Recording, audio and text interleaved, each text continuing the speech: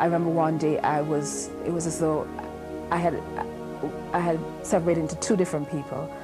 I was walking, in my mind I was walking at a certain pace, but my body was not walking at the pace that my mind was going. It was so strange. That scared me because I thought, what's going on? I mean, I was telling my body to do this, but it wasn't doing it at the pace that I was saying.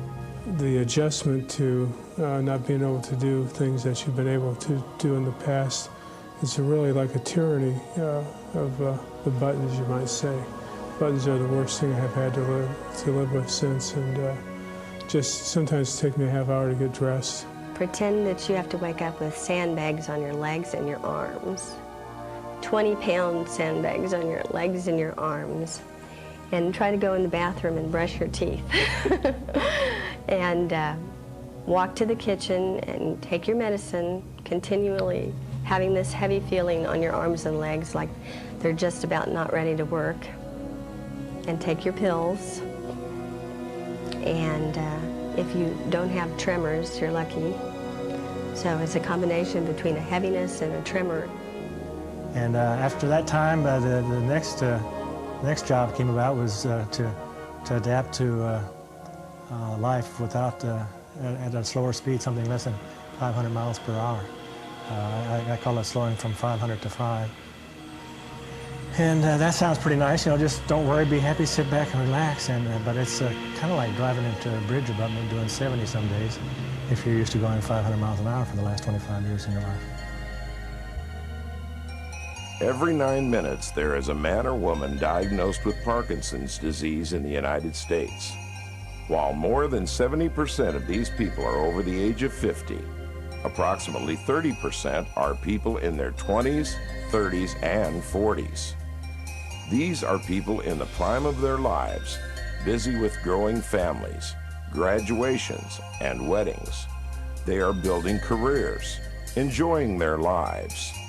Suddenly, they are confronted with the news that they have young onset Parkinson's disease.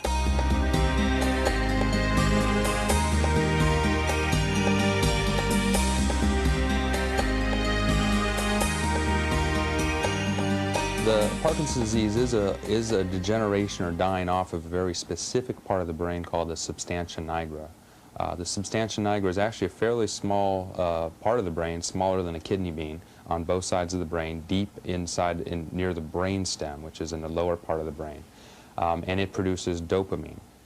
The way I try to explain it to my patients is that the basal ganglia is made up of various parts, including the substantia nigra, the globus pallidus, and I tend to revert to my engineering background and say, well, if you think about the basal ganglia as a circuit system, and in a circuit you have outputs and inputs, and everything balances out.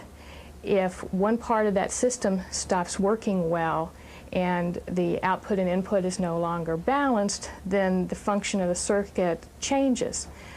That happens in Parkinson's disease. It's a short circuit is what it is. You're short circuiting. I feel like I'm not plugged in correctly. You develop a deficit of dopamine, one of the chemicals or neurotransmitters in the brain that are required for functioning as cells degenerate in the substantia nigra. Now, you don't develop symptoms of Parkinson's disease until at least 60% of those cells have already died off, somewhere between 60 and 70% actually. So whatever's causing the disease is going on for years before anyone develops the symptoms. Now, the cells do continue to die off, and that's one of the reasons that treatments which involve predominantly replacement of the dopamine become less and less effective over time. And patients get worse. And so early in the disease, a patient may only present with a tendency to drag a foot or a tremor in the hand, but it's not that life impairing.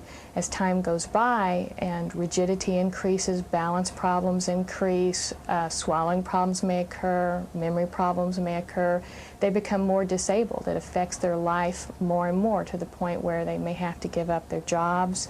They may not be able to support their families. They may have to require caregivers themselves. While doctors understand the mechanism of Parkinson's disease, there is still a question as to its cause. Dr. William Ondo. At this point in time, there's probably not one single thing that causes Parkinson's disease. There certainly are some risk factors which have been established. People that live in rural areas, people that grow up on farms, insecticide exposure, pesticide exposure, well water drinking. All these things, as you can see, sort of go hand in hand. They're a risk factor for developing Parkinson's disease. Now, there are plenty of people that live their whole life in Manhattan that get Parkinson's disease, so it's not exclusively caused by that. On the other side, there have been a series of genes which have been associated with Parkinson's disease.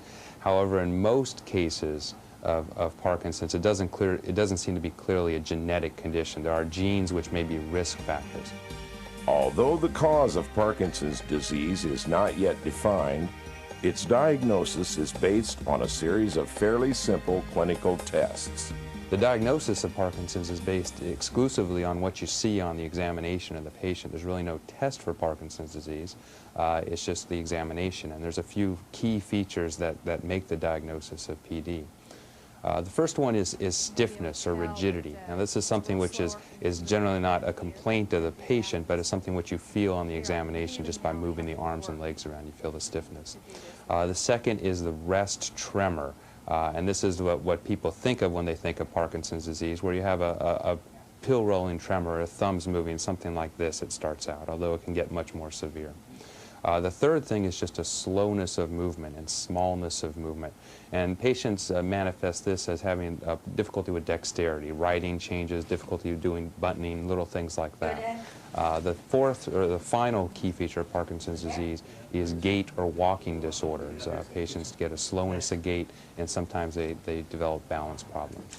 And really, based on on finding those things on the examination, makes the diagnosis of Parkinson's disease.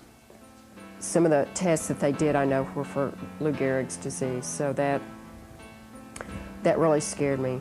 And when that came back negative, actually I felt a little bit of relief when the diagnosis came back Parkinson's. I was scared, but I thought, well, okay, it's not the absolute worst, so we can deal with this. But I was real shocked. I didn't know that people got Parkinson's at this age.